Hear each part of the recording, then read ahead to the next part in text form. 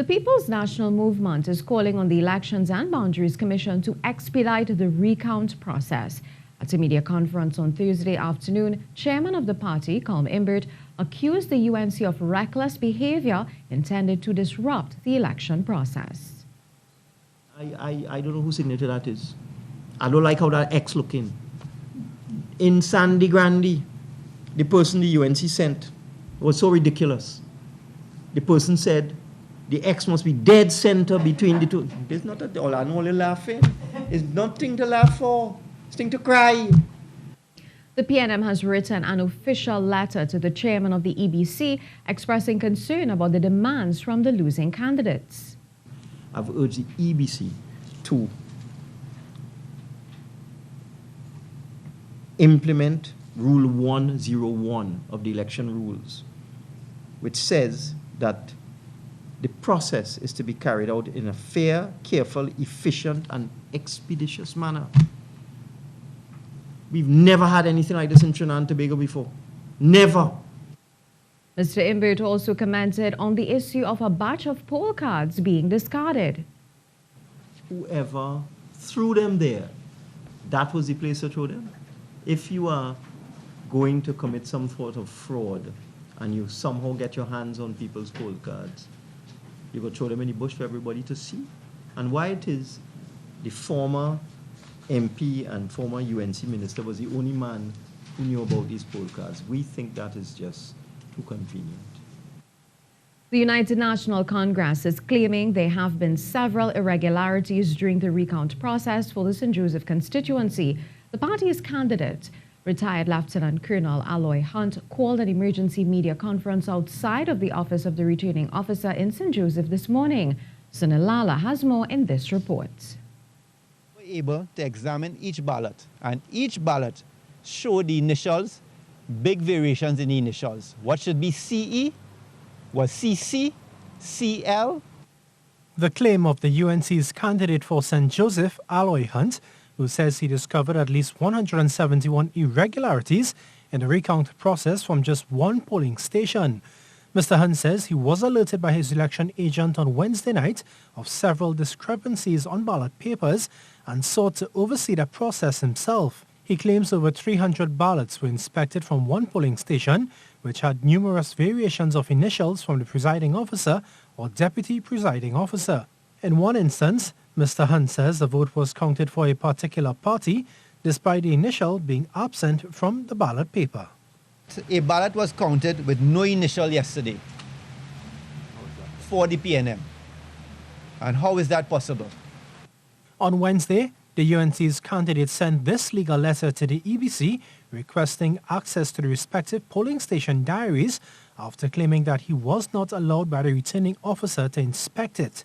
Mr. Hunt says he again had to get his lawyer involved after the returning officer on Thursday morning insisted on a different process of recounting the ballots, similar to what is done on election night when the ballots are held up. Due to this, he says he has been unable to verify the validity of each ballot. Right now, I have my lawyer inside there trying to get back to the original process from last night, which they denied us because we found out or we discovered 171 irregularities in one polling station. Meanwhile, Mr. Hunt's brother, former PNM Minister Gary Hunt, who is part of the UNC St. Joseph campaign committee, denies that the party is attempting to hold back the process. Plus, we have a legal letter here that we had to write to be able to see the diaries for the persons who voted without ID cards. And we are being denied this. This is our constitutional rights are being subverted, and we don't feel that this is fair, and we just want clarity. The EBC's preliminary figures has the UNC candidate receiving 8,543 votes, while the PNM's candidate received 9,354, a difference of 811 votes. When contacted for a response to the UNC's claims, the PNM's successful St. Joseph candidate Terence Dialsing said he would leave the matter in the hands of the EBC. Sunil Lala, TTT News. The UNC candidate for Tunapuna is crying foul. David Naked, who lost to the PNM's Esmond Ford by close to 2,000 votes, is not happy with the recount developments. Ian Wason has more. Tunapuna candidate for the UNC, David Naked, asserts that the UNC were not present for several hours yesterday evening during the recount for the Tunapuna seat. He said the time was extended beyond what they had agreed to. The UNC candidate said the agreed time is up to 5 p.m., but the People's National Movement requested that they go until 11. He is not happy as the returning officer agreed to the time when the UNC was not prepared to stay longer. He said whatever the PNM says, the EBC does. Well, we are going as quickly as we can, but this is a process that you cannot go for speed. This is not a NASCAR race. He said they are sticking to the original time agreed and will not go to 9 o'clock as requested by the PNM. We already informed the returning officer that we were unable to go until 11 because at 6 o'clock, which we thought was a reasonable cutoff time, one of our election agent was not feeling well. She's an older woman, and our lawyer could not stay. Mr. Naked was accompanied by the UNC's public relations officer, Anita Haynes, who claimed that they are within their rights to call for the recount. I guarantee, again, the same way Dr. Rowley knew that election observers were necessary in 2015, he must know that the system of recounts are necessary now, especially in the context of people finding poll cards discarded. She said before they could talk about a gap of 2,000 votes, they want the process to be fair. Ian Wason, TTT News. Commissioner of Police Gary Griffith says an investigation is underway into a report that electoral polling cards were found at Pinto Road, Arima on Wednesday. According to a statement from the TTPS, at around 6:25 p.m. on Wednesday, a former member of parliament received an anonymous call and went to Motley Tree's Pinto Road, Arima, accompanied by a friend. While there, he observed a quantity of electoral polling cards in the area and reported the discovery to the police. Police officers from the Pinto Police Post responded to the report and cordoned off the area. The scene was processed along with a team from the Northern Division crime scene investigators. The polling cards were packaged into 4 small brown paper evidence bags. Police are continuing investigations. And remember, you can also keep up to date with the latest stories on Facebook, YouTube, and Twitter at TDT Live Online.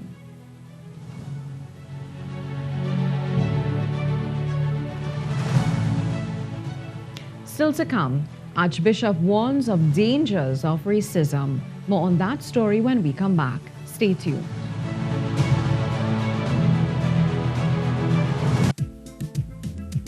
Give me my phone. What are you doing taking them kind of pictures? I'll tell Mommy. And I'll tell her you invaded my privacy. Privacy? When you send those pics, you lose all privacy. It's like setting up a billboard with your naked pics for the world to see. Those pictures are for my boyfriend's eyes only, and he'll never do that to me. Yes, he can, or one of his friends or family. Or someone can steal his phone. Sending naked pics can open you up to embarrassment for you, your family, and friends. You can be harassed by bullies. Your pics can be uploaded to websites and seen by everybody, even the wrong people. Sex offenders. It can also affect you getting a good job in the future. Once those pictures go out, you can never get them back. Okay, I'll tell my boyfriend to delete them, and I'll delete these. I'm glad I have a smart little sister. I'm still telling Mommy.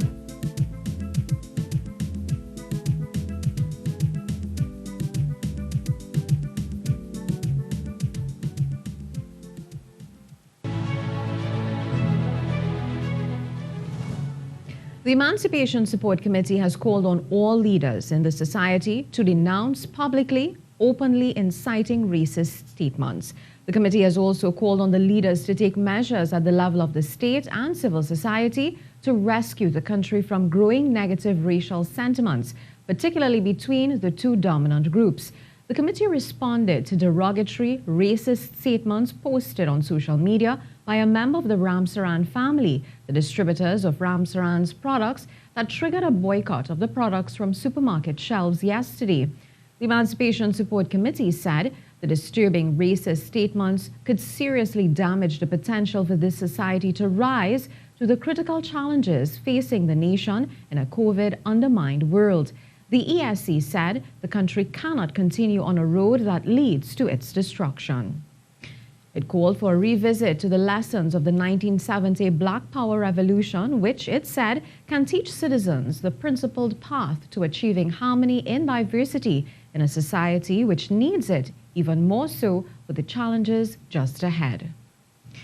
Roman Catholic Archbishop Charles Jason Gordon says it is clear people in this country at this time are blinded by race and warns this could be very destructive.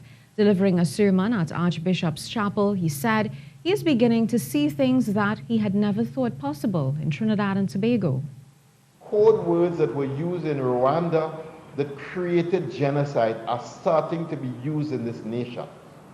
This is a serious moment, a moment where we have to stop, where we have to pray, and where we have to call out people who are being racist. He appealed to people to remember that they are citizens of one nation, regardless of which boat their ancestors came on. And if we understand that we're not seeing clearly, then let us also understand that a lot of the emotion that has been floated around the place is very destructive emotion that is coming out of blindness. And that blindness is really going to be a terrible thing in our nation. And the Catholic Commission for Social Justice has called on all citizens to denounce racism. The Commission says racism is a sin and should be eliminated in its all forms. The Catholic Commission says as long as racism exists, justice and peace will never become a reality. It says the time is long overdue for us as a people to reject racism and embrace and promote unity in our diversity. The Commission says we ignore at our peril the call of all right-thinking people to do so. In some crime news now, 8 persons were arrested yesterday after more than $94 million in marijuana was seized in central Trinidad. On Wednesday, a party of police officers with support from officers of the Customs and Excise Department and Port Security intercepted a container at Colahal Road, Charlieville, Chaguanas. The container reportedly left the Port of Spain on the same day. On searching the container, officers found 958 boxes containing a compressed plant-like material resembling marijuana with a street value of $94,764,000. 8 persons were arrested and the sum of $60,000 was also seized.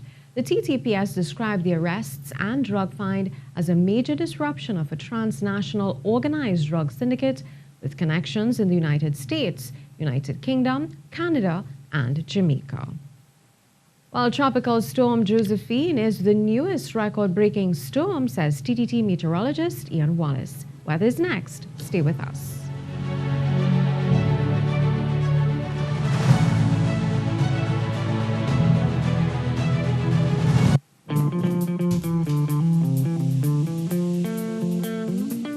My job can get very hectic. Hours are long and sleep is a luxury. As an animator, I'm responsible for all the visual effects that you see on TV. It is very fulfilling seeing a concept materialize on the screen. And that's why I support TTT, and so should you, because on TTT, we live for local. I'm Lee Taylor, an animator at Triaxis Animation. Support TTT, because on TTT, we live for local.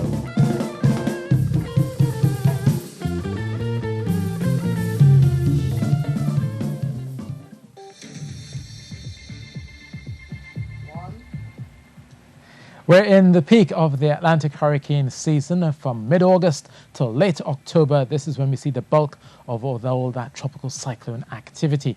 As we have been looking over the last few months, this is the area of interest that we'll look at once we get through August and into September, and with the Meteorological Service saying that it will likely be an above normal year with 85% chance of that happening, with the possibility of 4 to 8 tropical storms coming out of this area and 1 to 3 hurricanes. Well, we've already seen Gonzalo, and obviously now we have Josephine, which formed earlier today, and this system here is over some very warm waters, and it is now the earliest 10th named storm to form in the Atlantic Basin. Now, it is set to track towards the west-northwest. It should push it towards the north of the Leeward Islands, avoiding the major impacts. And as it gets closer to the island chain, it will likely encounter this southwesterly shear. And this will likely hamper any sort of further strengthening of this system and could cause it to weaken as it pushes towards the northwest. And eventually, it will find a path through the weakness of the subtropical ridge and eventually push towards the north as it goes through the next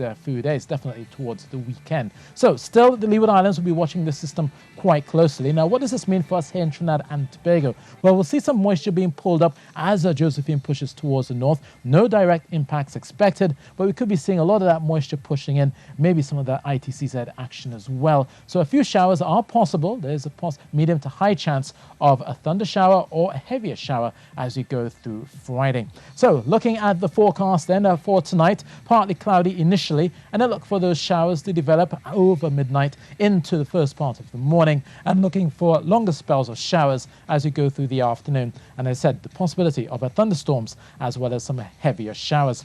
For Trinidad, along the eastern areas, you watch for Guayagari and Muruga to see a lot more cloudiness developing overnight into the first part of the morning. The showers that could develop will cause gusty winds and or street or flash flooding in those downpours. So be mindful about that, bearing in mind that we are in the wet season as well, and any of those showers that do come by do tend to be on the heavy side. With the instability of Josephine pushing towards the north of the island chain, we can obviously see a lot of that instability affecting us here in Trinidad and Tobago through Friday. So tonight's low then, 25 degrees Celsius for Pialco, 26 degrees Celsius in Tobago, and we'll likely see temperatures no higher than 32 degrees Celsius. Now on Saturday, mostly settled weather is likely, and then on Sunday, going into Monday, bringing in some moisture there, possibility of some showers turning heavy and thundery as we get towards the end of the weekend and to start early next week. Now for fisherfolk and mariners, they've been noticing those easterly winds of 50 knots going through Friday and moderate choppy seas 2 meters offshore, 1 to 2 meters through the Caribbean and near calm through the Gulf of Paria. And there's only one high tide, and that's at 1 p.m. tomorrow.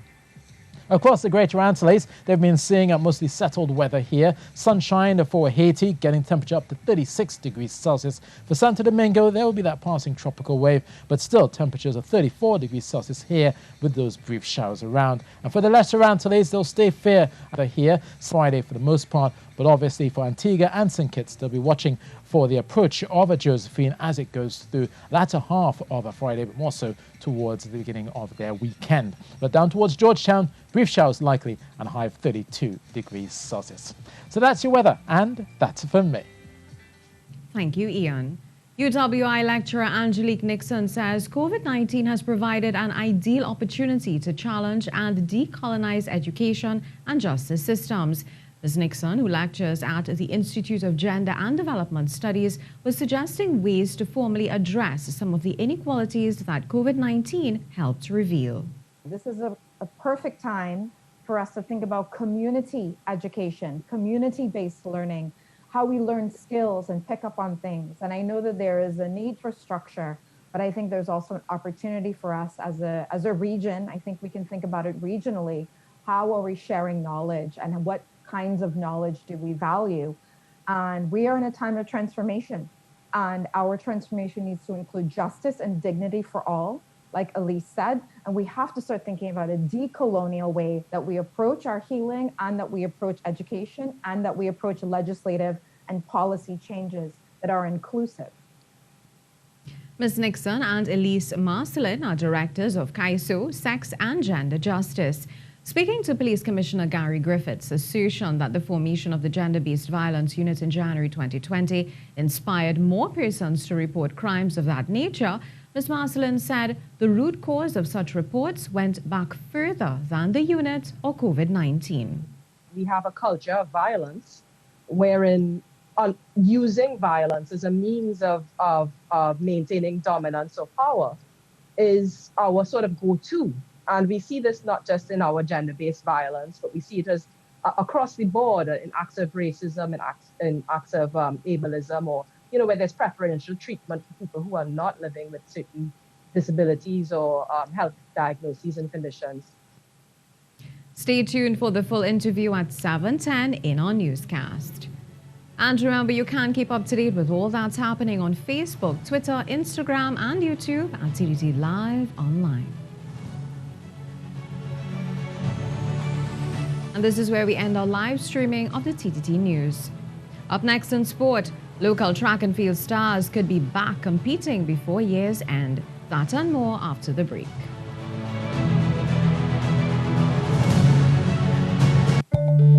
The inter-island ferry schedule has just been added to the TT OneLink mobile app. Accessing it is simple. Just click the hamburger menu at the top of the main screen and select the inter-island ferry schedule category. Click on the link and that's it. One place, one click, one link. Happy sailing. This was a production of the Ministry of Communications.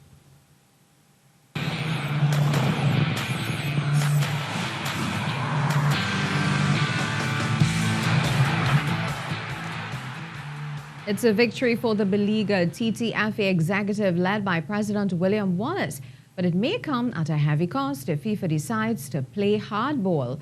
Wallace and his vice presidents got the nod when Justice Carol Gobin dismissed FIFA's application to move the case back to the Court of Arbitration for Sport and also refused to say proceedings between the two parties. This means that if FIFA wants to defend its implementation of a normalization committee in TNT, the world governing body will have to do so in the Port of Spain High Court. But the victory may ring hollow if FIFA Secretary General Fatma Samora is to be believed, as she warned previously that FIFA will not continue with the case should the TTFA win at this stage and will instead implement sanctions. FIFA statutes give the world governing body the authority to suspend the TTFA from all international competition and or impose sanctions on the officials who launched legal proceedings. The National Association of Athletics Administrations or Administrators is hopeful it can start its season in November. Like all sport in the country, track and field season was cut short by the COVID-19 pandemic. However, the association is monitoring the spread of the virus with hopes of starting in 4 months' time. Ken Fuentes has more.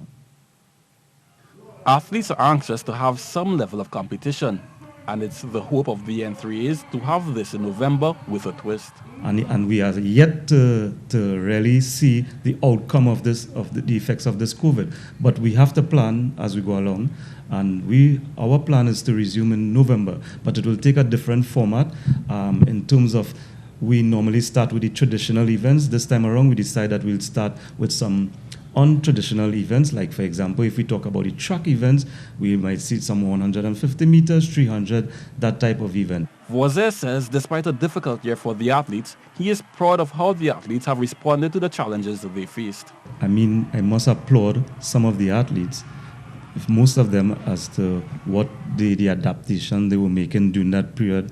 I saw a lot of them were still trying to stay active with less space, less facilities and that kind of thing, and I think that didn't go too bad for some of them. But then some of them, those who were expecting to compete, especially in the Diamond League and stuff, that one would have affected that group of athletes, the more professional athletes. Our junior athletes have also felt the effects of the COVID-19 virus, as some have missed out on opportunities to address college scouts. But Voisin did offer some advice to the young athletes. It is a reality. It's no one's fault. That's just how it is. It's a pandemic. And it's something that no one knew that it was coming. But at the end of the day, they have to stay focused. And I mean, all of them would have had their goals moving forward. That would have been one aspect of their goal. So they got to continue in terms of their long-term athlete development. And we see how it goes.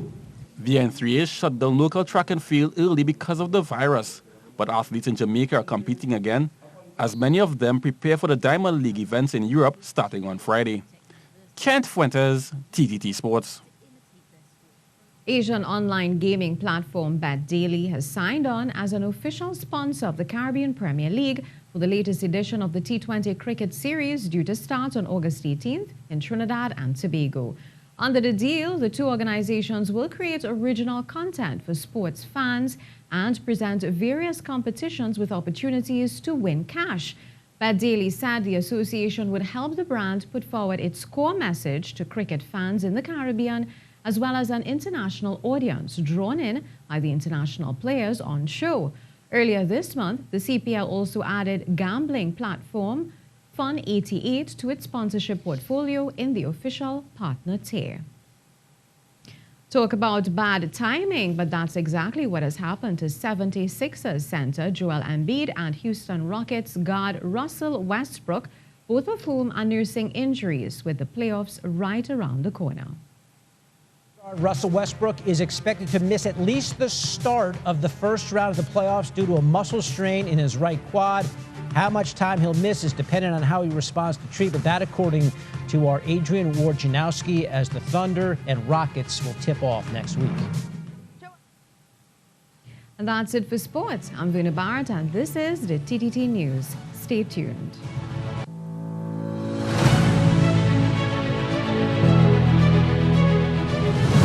TTT News nightly at 6:30 p.m. TTT News, connect.